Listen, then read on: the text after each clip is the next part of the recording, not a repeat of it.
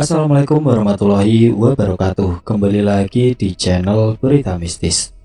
Untuk kisah kali ini ada sebuah cerita yang ditulis oleh akun Twitter yang bernama @dioseta. Dan untuk kisah yang akan saya bawakan kali ini yaitu sebuah kisah yang berjudul 2910 MDPL, Maut di Perbatasan Langit. Sebelum kita masuk ke ceritanya, teman-teman tekan dulu tombol like video ini dan jangan lupa tekan juga tombol subscribe channel ini dan nyalakan juga lonceng notifikasinya agar tidak ketinggalan cerita-cerita baru dari channel ini. Dan bagi teman-teman yang ingin membaca langsung cerita-cerita lain dari tulisannya Kak Dioseta, nanti silahkan saja kunjungi linknya yang nanti akan saya sertakan di kolom deskripsi.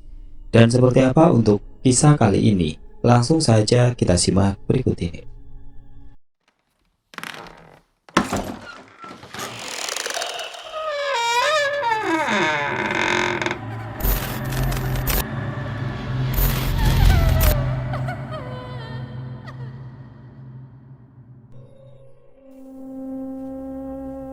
(2910 MDPL) Maut di Perbatasan Langit.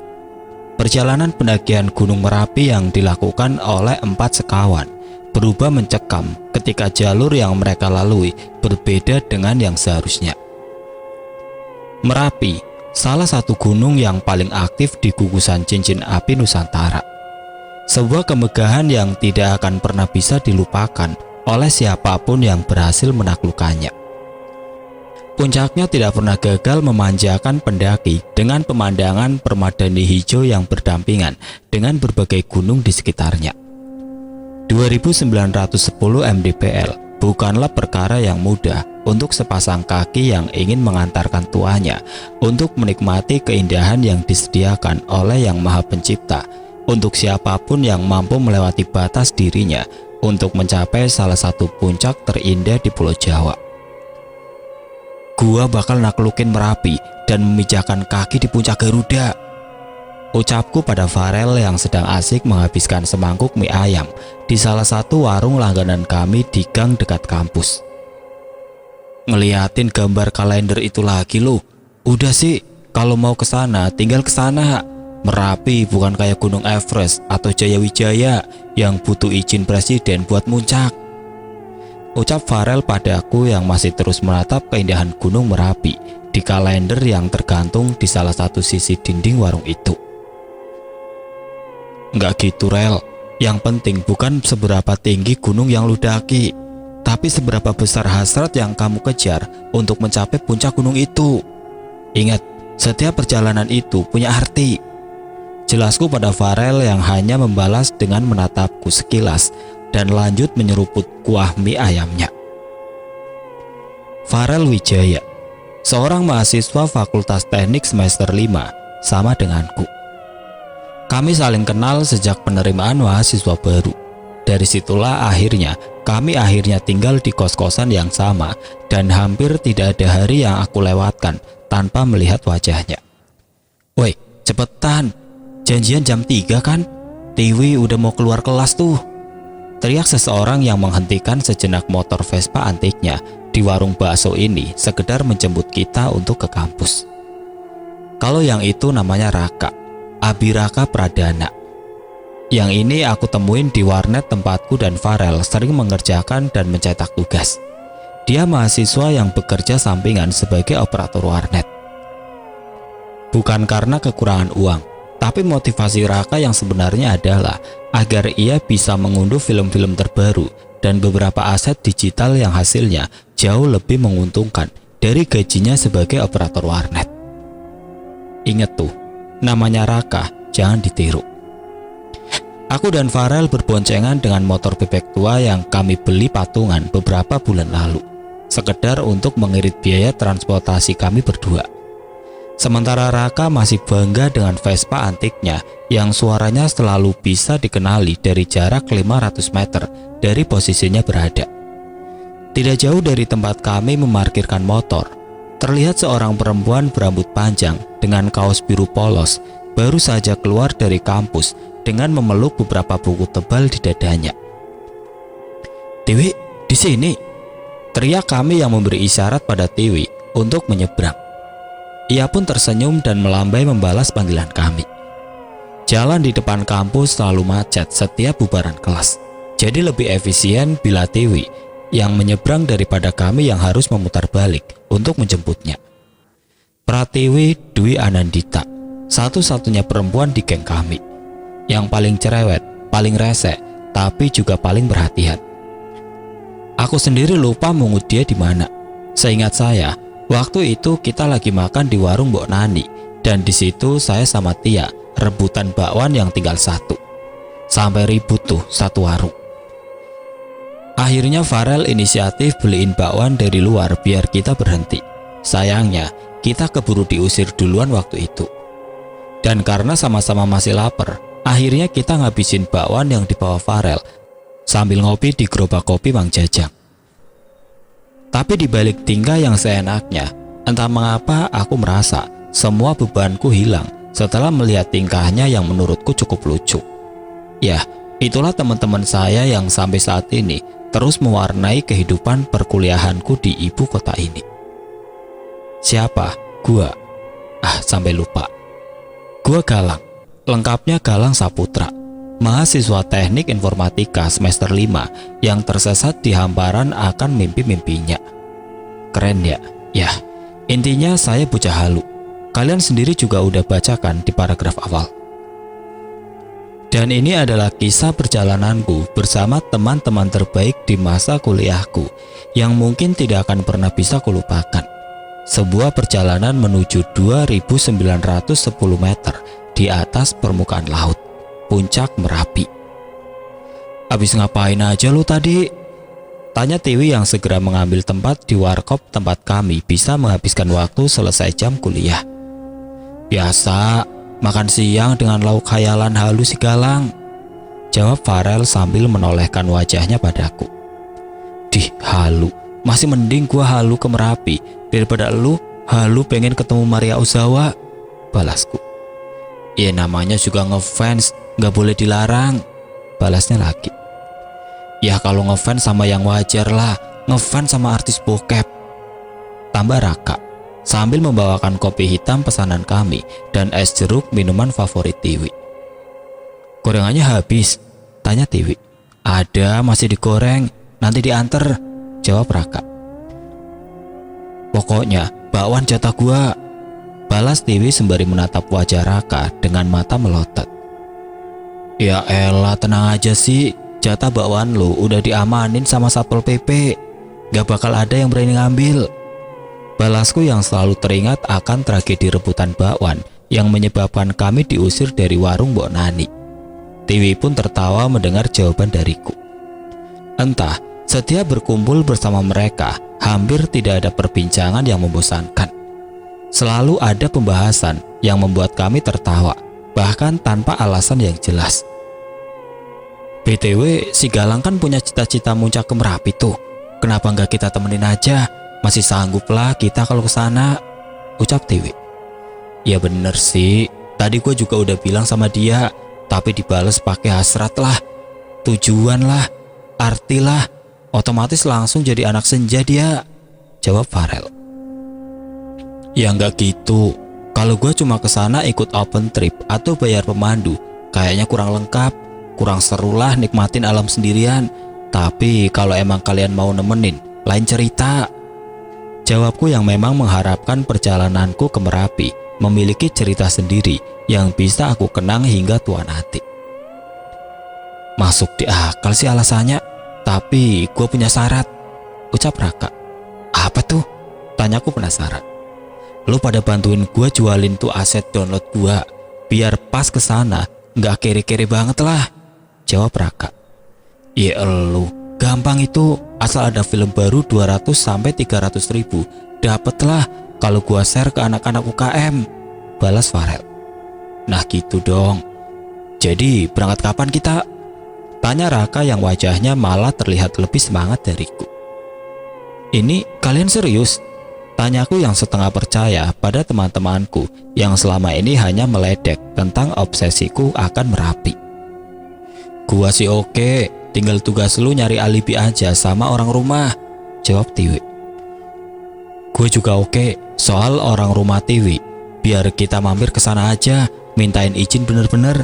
Gak baik kalau mau naik gunung tapi bohong sama orang tua, tambah Farel. Setuju itu gue.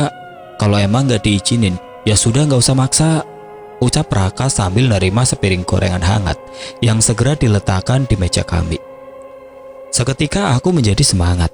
Sebenarnya aku tidak pernah menyangka teman-temanku yang super santai ini mau menemaniku untuk mendaki ke puncak Merapi yang menjadi obsesiku.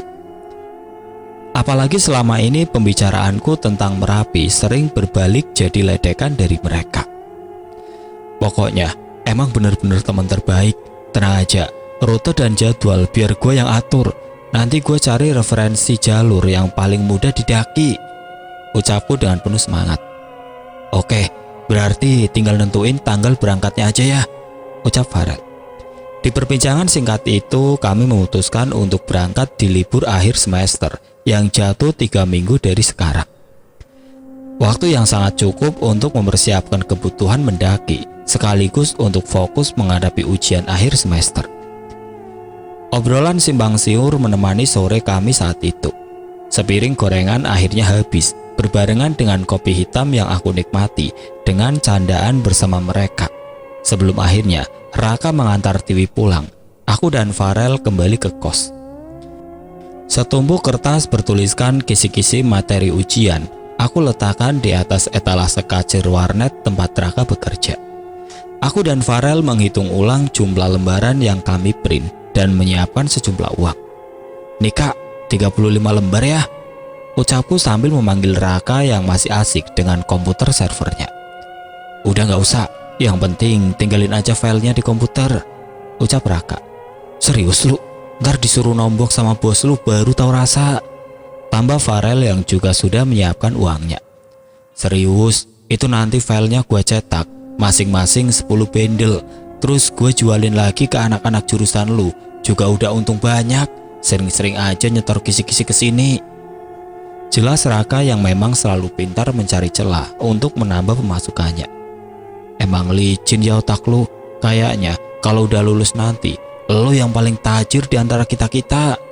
Thank you ya, ucapku yang segera berpamitan dengan Raka, disusul Farel yang masih sibuk merapikan kertasnya. Selama ujian semester, kami mengurangi frekuensi untuk berkumpul dan lebih memilih untuk berkumpul dengan teman-teman satu jurusan untuk saling berbagi kisi-kisi dan catatan. Tapi, tepat saat tanggal ujian berakhir, kami menepati janji untuk mampir ke rumah Tiwi untuk meminta izin mengajak Tiwi ikut dalam perjalanan. Kalian serius mau naik gunung? Memangnya sudah ada yang pernah naik gunung? Tanya Ibu Tiwi. Belum ada sih Bu, makanya kita pilihnya Gunung Merapi yang jalurnya sudah ada dan tidak terlalu tinggi, jawab Raka. Bener Bu, lagian kita nggak mendaki sendiri, pas tanggal liburan pasti banyak pendaki lain, tambahku. Terlihat di wajah Ibu Tiwi ada rasa khawatir akan perjalanan yang kami lakukan. Wajar saja, kami berempat adalah pendaki amatir yang baru pertama kali mendaki. Walau katanya Raka sudah pernah mendaki Gunung Gede Pangrango. Tapi itu sudah dulu sekali saat ia masih sekolah dan didampingi bersama pembina. Kak Tiwi, bukannya katanya Gunung Merapi itu angker, katanya ada desa gaib juga di sana.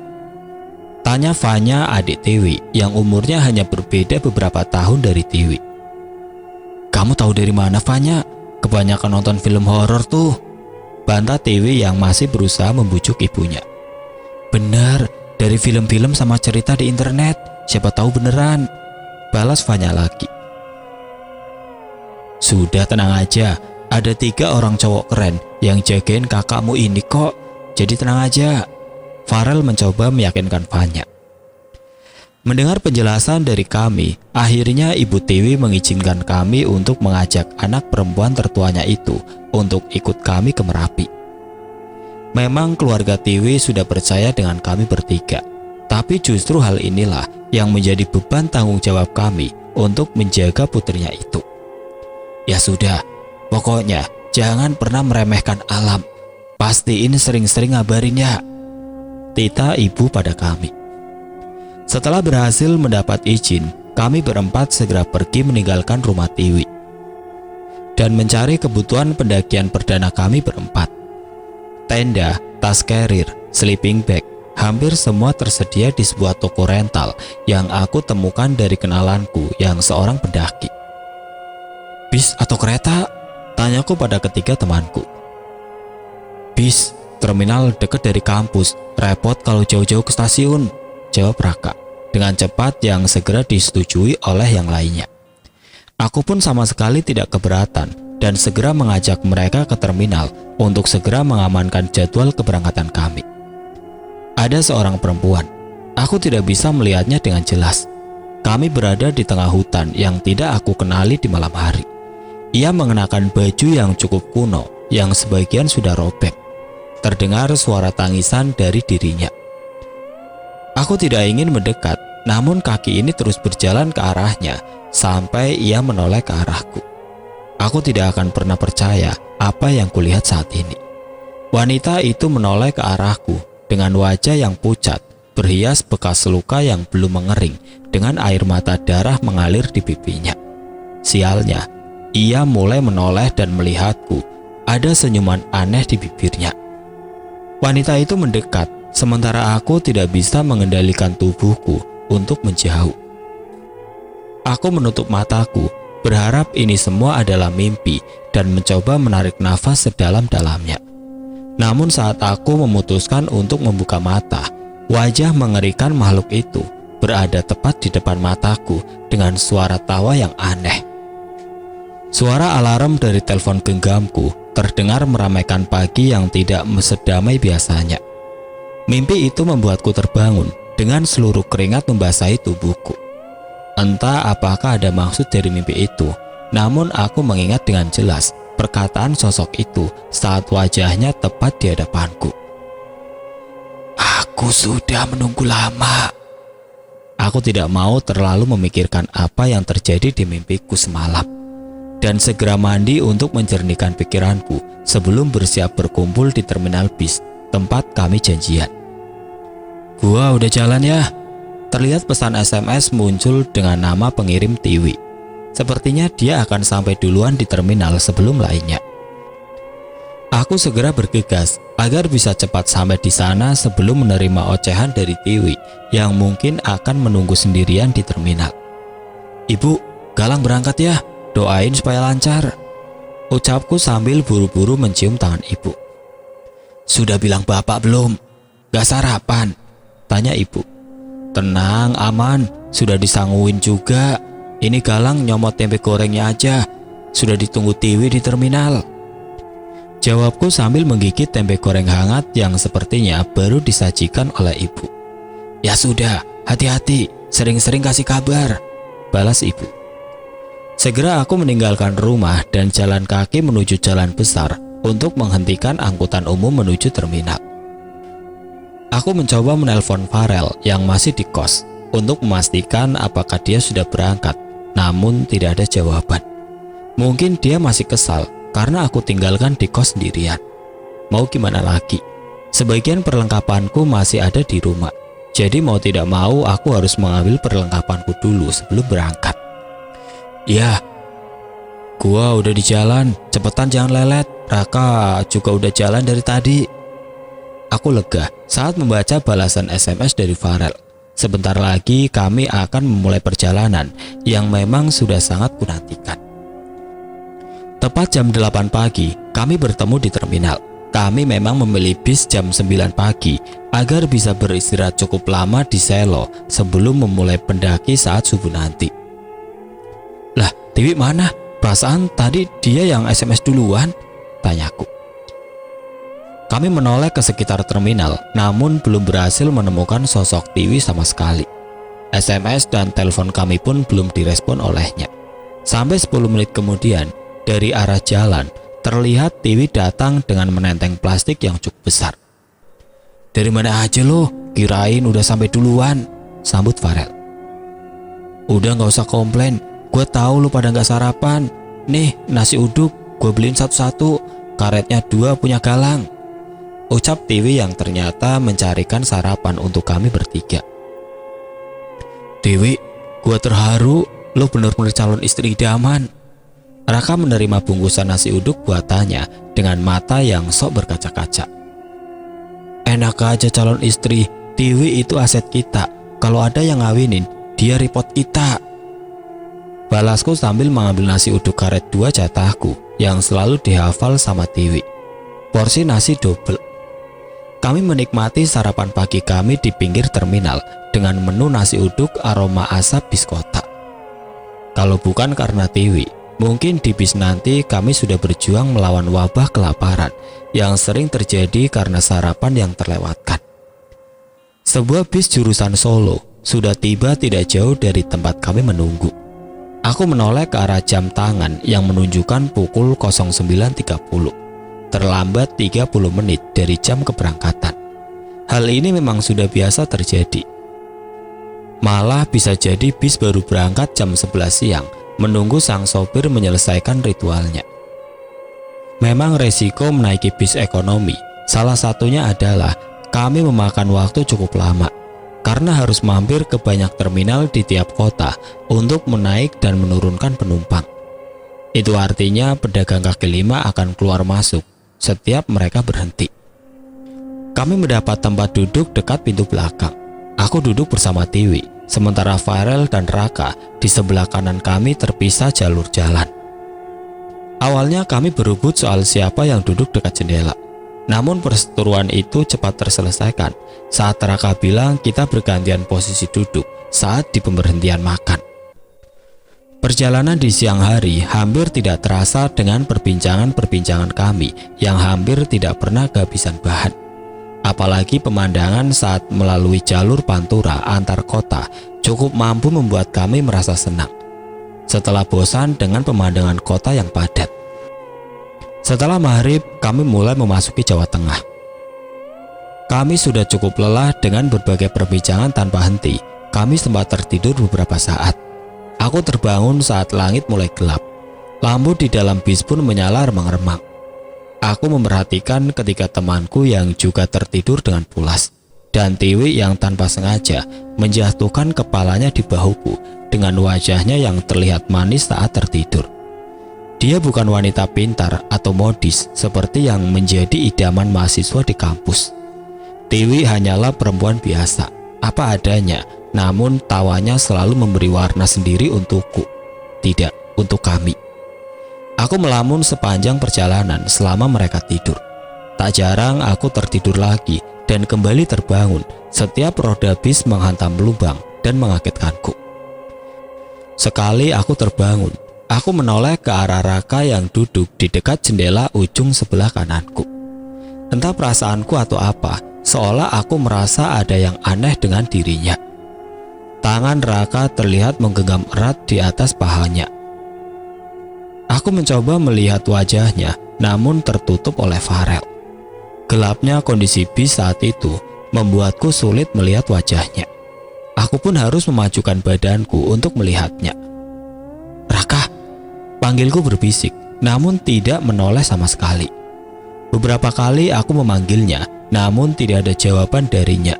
Hingga aku mencondongkan badanku, mencoba melihat wajahnya dengan lebih jelas. Entah apa yang terjadi saat itu, keadaan Raka tidak seperti biasanya. Matanya terlihat menatap ke satu tempat di atas langit-langit bis tanpa berkedip sedikit pun. Matanya terlihat panik dengan wajahnya yang memucat. Terlihat tetesan keringat di pelipisnya, seolah ia ketakutan akan sesuatu. Aku mencoba menoleh ke arah Raka melihat. Namun tidak ada hal aneh yang aku lihat di sana selain tas-tas yang diletakkan di bagasi kabin tas. Khawatir dengannya, aku segera menggeser Tiwi sedikit dan mencoba memanggil Raka. Namun sekali lagi roda bis menginjak lubang dan membuatku hampir terjatuh. Secepat mungkin aku segera mencari pegangan untuk bertahan. Saat sudah mendapatkan keseimbangan kembali, aku mencoba menghampiri Raka. Namun kondisinya tidak seperti tadi. Kini Raka tengah tertidur dengan pulas dan menutupi wajahnya dengan jaket. Apa yang terjadi dengan Raka? Sekilas aku berpikir untuk membangunkan teman-temanku, namun kuurungkan saat melihat mereka tidur dengan nyenyak, sehingga aku memutuskan untuk menikmati pemandangan jalur hutan di luar jendela sambil mencoba untuk tidur lagi. Sesuatu yang hangat menetes ke wajahku yang tengah tertidur. Aku mengusapnya, namun tetesan itu terus jatuh ke wajahku. Sebisa mungkin aku tidak ingin menghiraukannya. Terdengar suara tawa yang aneh bersama suara benda yang tergeser atau patah. Bulu kuduku merinding. Perasaan aneh mulai kurasakan karena suara itu terdengar dari arah atas tempatku duduk. Dan benar saja, tepat saat aku melihat ke atas, sosok makhluk berambut panjang merayap di langit-langit bis. Kepalanya menoleh ke bawah hingga memutar hampir 180 derajat menatap ke arahku dengan lidah yang menjulur meneteskan liurnya. Tubuhnya terlihat kurus kering dengan baju putih terusan yang sudah robek dan kotor dengan bekas darah. Setan, setan, pergi! Aku mencoba berteriak, namun suara yang terdengar dari mulutku hanya seperti bisikan. Aku pun menoleh ke arah Tiwi, Farel, dan Raka yang tertidur dengan menutupi wajahnya dengan jaket. Bangun Tiwi, bangun! Aku berusaha menggerakkan badannya dan membuka jaket yang menutupi wajahnya, namun yang terlihat adalah wajah pucat Tiwi dengan mata yang terbuka dan darah yang mengucur dari matanya. Tiwi! Aku mencoba menyadarkan Tiwi, namun tiba-tiba sesuatu yang dingin membasahi wajahku. Galang, bangun! Lu kenapa? Terlihat Farel menggenggam sebotol air yang sepertinya ia gunakan untuk membasahi wajahku. Raka juga menghampiriku, sepertinya coba menyadarkanku. Lu ngimpi apaan, Lang? Tanya Tiwi. Enggak apa-apa, sorry. Ucapku yang merasa tidak perlu menceritakan mimpi burukku tadi. Dan rupanya kami sudah sampai di tempat peristirahatan di Gringsing sebelum beberapa jam lagi sampai di tempat tujuan kami. Tiwi mengambilkanku teh hangat, sementara Farel dan Raka memesan mie instan untuk kami berempat. Jangan ngelamun, ini minum dulu. Tiwi menyodorkan segelas teh padaku yang masih melamun memikirkan kejadian tadi.